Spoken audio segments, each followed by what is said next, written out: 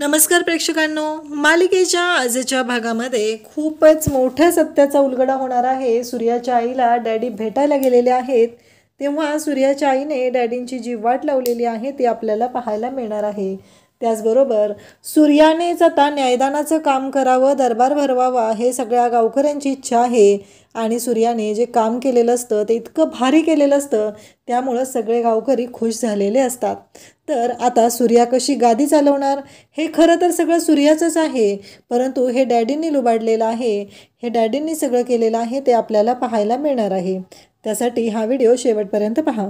तर आता तिथे डॅडींच्या जागी बसून शत्रू न्यायदानाचं काम करत असतो, पण मंगेश आणि त्याचा भाऊ जो आहे ती दोघंजण ही शत्रूच्याच खाणीमध्ये कामाला असतात। त्यामुळे खूप मोठा गोंधळ होत असतो। सूर्या त्याचबरोबर सगळेजण तिथंच असतात आणि शत्रू म्हणत असतो की माझ्या मते एकदा का मुलीचं लग्न झालं की तिचा त्या घर प्रॉपर्टीमध्ये अजिबात हिस्सा नसतो। आणि मग तिचे भाऊ म्हणजे द्रौपदाचे जे भाऊ आहेत ते म्हणत असतात की आम्ही तिचं लग्न लावून दिले ना, मग तिनं आता प्रॉपर्टी मागायला यायची नाही, आईबापाला सांभाळलं का तिनं नेऊन, मग आम्ही तिची काळजी करायची काय गरज आहे, असं त्यांचं सगळ्यांचं म्हणणं असतं। ते बोलत असतात तेव्हा शत्रू म्हणत असतो बरोबर आहे। तेव्हा लगेचच तुळजा म्हणायला सुरुवात करते, शत्रू हे काय बोलतोयस तू रे, असं कसं असतं सांग बरं मला, असं म्हणत तुळजा बोलायला सुरुवात करते। तेव्हा शत्रू म्हणतो की ताईसाहेब तुम्ही शांत बसा, तुम्ही काही बोलू नका, असं म्हणत शत्रूने तुळजाला शांत केलेलं असतं। सूर्याला मात्र हे कळतच नसतं आणि ते न्यायदानाचं काम झालेलं असतं आणि शत्रूने न्याय दिलेला असतो तो म्हणजे आता हे यांच्या कोणत्याही प्रॉपर्टीवर द्रौपदाने हक्क गाजवायचा नाही, अधिकार गाजवायचा नाही आणि तिने गुपचूप राहायचं एवढं सांगितलेलं असतं। त्याचबरोबर भाऊ वगैरे तिची जबाबदारी घेणार नाहीत, एकदा लग्न लावून दिले तिथंच विषय संपलाय असं शत्रूने स्पष्टपणे सांगितल्यानंतर द्रौपदा मात्र रडायला लागते। ती म्हणत असते की मला काय हे मान्य नाही, मी काय हे ॲक्सेप्ट करणार नाही, हे सगळं बोलणं सुरू असतं। आणि त्याचबरोबर आपल्याला पाहायला मिळतं ते म्हणजे या सर्व गोष्टी जेव्हा घडत असतात तेव्हा मात्र सगळ्यांनाच खूप मोठा धक्का बसलेला असतो आणि इकडे सगळे म्हणत असतात की काही झालं तरी हे न्यायदानाचं काम जे आहे, इकडे डॅडी जेलमध्ये आलेले असतात कारण त्यांना इकडे भेटायचं असतं, ते म्हणजे आशाला, आशा म्हणजेच सूर्याची आई। सगळेजण पाहत असतात, तिथं असलेले बाकीच्या पोलीस हवालदार त्याचबरोबर त्या जेलमधल्या ज्या कैदी लेडीज असतात त्या म्हणत असतात की कशाला आलाय हा माणूस आशाताईंना पुन्हा त्रास द्यायला, आशाताईंचा नुसता छळ मांडला या माणसाने, हे सगळं त्यांचं बोलणं सुरू असतं।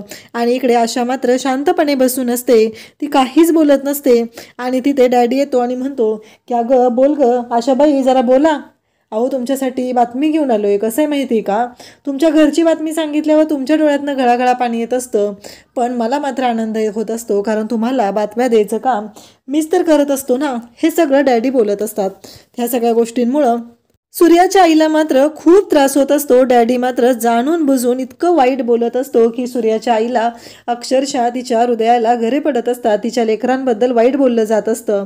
त्याचबरोबर इकडे आपल्याला पाहायला मिळतं की डॅडी म्हणतात की कसं आहे, रोज मी तुझ्या पाठीशीच बोलून जातो आल्यावर, कारण डॅडी हे इल्लिगली सूर्याच्या आईला भेटत असतात, कोणतीही परमिशन काढलेली नसते, जेलर साहेबांना त्यांनी मॅनेज केलेलं असतं आणि ते सूर्याच्या आईला भेटत असतात। नक्की आता कोणत्या आरोपाखाली डॅडींनी सूर्याच्या आईला जेलमध्ये पाठवले हेच आपल्याला अजून कळलेलं नाही, नक्की काय गोंधळ घातलेला आहे आणि हे सगळं काय केलंय, का तो जो पुजारी आहे डॅडींनी उठवलेला आहे की तो मंदिरातला पुजारी जो आहे तो आता सूर्याच्या आईबरोबर पळून गेलेला आहे, हे सगळं चालू आहे।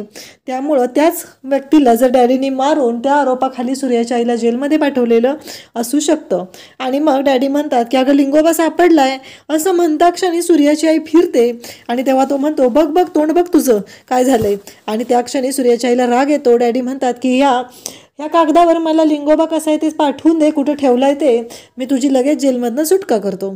तेव्हा सूर्याच्या आईला राग येतो आणि सूर्याची आई इकडे नरडं धरते ते डॅडींचं। डॅडी मात्र हात जोडून म्हणत असतात की असं नको करू, असं नको करू, आणि हे पण त्यांचं नाटकच सुरू असतं।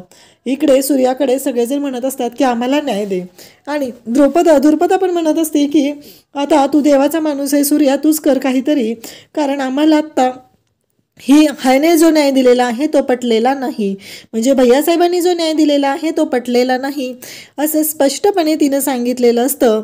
आणि तेव्हा मात्र सूर्याकडे आता ती न्याय मागत असते. त्याचबरोबर आपल्याला पाहायला मिळतं की आता सगळेजण पाहत असतात. सूर्या घरात जातो, डॅडींचा फोटो घेऊन येतो आणि आणून चेअरवर ठेवतो आणि तिथे म्हणू लागतो सगळ्यांच्या समोर की कसं आहे, मी डॅडीन इतका मोठा नाही आहे, पण डॅडींची जागा मी कधीच घेऊ शकत नाही, पण आज डॅडींच्या साक्षीने मी तुमच्या सर्वांचं जे काम आहे न्यायदानाचं ते करू शकतो असं म्हणत सूर्याने आता न्यायदानाचं काम सुरू केलेलं असतं. सगळेजण सूर्याकडे पाहत असतात, सूर्याशी बोलत असतात आणि सगळेजण सांगत असतात. तेव्हा सूर्या म्हणत असतो की आत्ता मी इथं उभा आहे, तो मी इथं कोणाचाही कोणीच लागत नाही, कोणाचा भाऊ नाही, कोणाचा कोणी नाही आहे, मी फक्त इथं न्याय देणारा न्यायदाता म्हणून तुमच्या सर्वांच्या समोर उभा आहे असं सूर्या सगळ्यांना सांगत असतो. आणि तेव्हा तो म्हणतो की कसं आहे माहिती आहे का मंगेशराव, तुम्ही आता तुमच्या बहिणीशी जे वागत आहात ते पूर्णपणे चुकीचं आहे. तुम्ही तुमच्या बहिणीशी अशा पद्धतीने वागू शकत नाही. आपल्या बहिणीला सांभाळणं ही आपली जबाबदारी आहे. आणि आता मलाही बहिणी आहेत, त्याचबरोबर इकडे माझ्या दाजींनाही बहिणी आहेत आणि बहीण ही आपल्यावरती जबाबदारी किंवा ओझं नाही आहे, तर ती आपलं कर्तव्य आहे असं सूर्या सांगत असतो. आणि त्याचबरोबर इकडे पाहायला मिळतं की सगळेजण ऐकत असतात. सूर्या म्हणत असतो की बहिणीचाही तेवढाच अधिकार आहे, तुम्ही असं म्हणू शकत नाही की तिचा या घरावरती अधिकार नाही किंवा प्रॉपर्टीवरती अधिकार नाही. आणि मी तुम्हाला न्याय देण्याचं काम करत आहे, ते म्हणजे तुमच्या बहिणीला तिचा अधिकार मिळाला पाहिजे, तिचं तुम्ही पालनपोषण, तिचा सांभाळ केला पाहिजे, तिची मुलगी, आणि तिला तुम्ही घरात ठेवून घेतलं पाहिजे असं सूर्या सांगत असतो. तेव्हा मात्र ते ऐकत असतात आणि त्यांचं असं म्हणणं असतं की बघा, आता सूर्या सांगतो की जर तुम्हाला मी दिलेलं न्यायदानाचं पटत नसेल तर तुमच्याकडे मार्ग आहे, तुम्ही कोर्टात जा. आणि आता कोर्टात गेलं की आपली वाट लागणार आहे हे त्यांना सगळ्यांनाच माहिती असतं, कारण कोर्टाच्या नियमानुसार बहिणीचाही आईवडिलांच्या प्रॉपर्टीवरती तेवढाच अधिकार असतो हे समोर येतं. त्यामुळं सगळेजण खुश होतात. सूर्याने न्यायदानाचं काम केलेलं असतं आणि एवढंही सांगितलेलं असतं की कोर्टाचा निर्णय होईपर्यंत त्या घरामध्ये तुमची बहीण आणि तिची मुलगी राहणार आहे. सगळेजण अगदी आनंदाने सूर्यादादाचा विजय असतो, सूर्यादादाचा जय जयकार करत निघून जातात. आणि इकडे शत्रू तिथं असतो. शत्रूला सूर्या सांगतो की दाजी, तुम्ही मनाला वाईट वाटून घेऊ नका, कारण मला न्याय द्यायचं काम करायचं होतं. सगळ्या लोकांनी मला सांगितलं म्हणून मी ते केलेलं आहे, कारण इथे मी कोणाचा कोणी नव्हतो, त्यामुळं तुम्ही वाईट वाटून घेऊ नका. आणि सूर्या म्हणतो की पोरींनो जावा, नाश्ता करायला जावा तुम्ही, असं म्हणत सूर्याने पोरींना नाश्ता करायला पाठवलेलं असतं. तो तुळजालाही सांगतो की मी निघतोय आता, मला जायला लागेल असं म्हणत तोही निघालेला असतो. आणि त्याचसोबत आपल्याला पाहायला मिळतं की तुळजा मात्र आता इकडे वाट लावायला घेते, ती म्हणजे शत्रूची. त्याला म्हणते की कसं आहे, खुर्चीवर बसलं म्हणून कोणी न्याय देण्याचं काम करेल, ती लायकी तुझ्यात नाही आहे म्हणून तुला हे जमलेलं नाही. आणि दुसरी गोष्ट म्हणजे आज या सिंहासनालाही वाटलं असेल की खरंच न्यायदानाचं काम सूर्यानं केलेलं आहे आणि गावकऱ्यांनी तो मिळवून त्याला दिलेला आहे तो अधिकार, असं तुळजा सांगत असते. 2 दिवस डॅडी गेले तर सूर्याचा इकडे जय जयकार झालेला असतो. आणि सूर्याच्या आईनं सांगितलेलं असतं की राक्षसा, तुझा वध करायला माझं पोरगं खंबीर आहे, सूर्या बघ तुझी कशी वाट लावेल, असं ती सांगत असते. एकदा का मी इथून बाहेर आली की त्याला मी सगळं सांगणार आहे, तू देव नसून राक्षस आहे हे माझ्या मुलाला मी सांगणार आहे, असं सूर्याच्या आईने बोलून दाखवलेलं असतं. अशाच अपडेटसाठी चॅनलला सबस्क्राईब करा. थँक्यू.